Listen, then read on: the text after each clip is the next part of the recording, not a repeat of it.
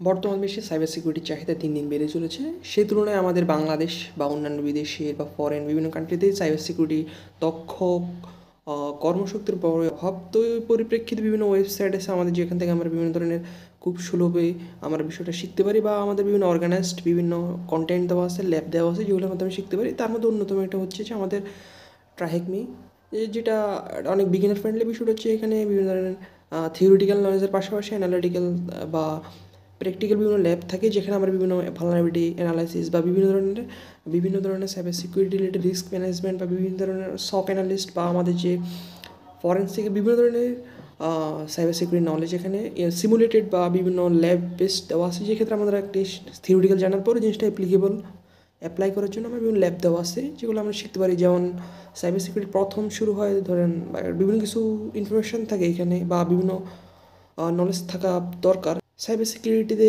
বিশদ জানতে হলে আপনাদের প্রথমে লিনাক্স সম্পর্কে জানতে হবে, পাশাপাশি অন্যান্য ওয়ে সম্পর্কে জানতে হবে।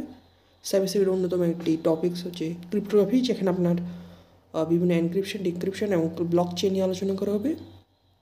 ওয়েব সিকিউরিটি আছে, যেখানে মোটামুটি আমাদের বিভিন্ন ধরনের ভালনারেবিলিটিস নিয়ে আলোচনা করে, যেটা ব্লু রেড টিমিংয়ের খুব গুরুত্বপূর্ণ অংশ।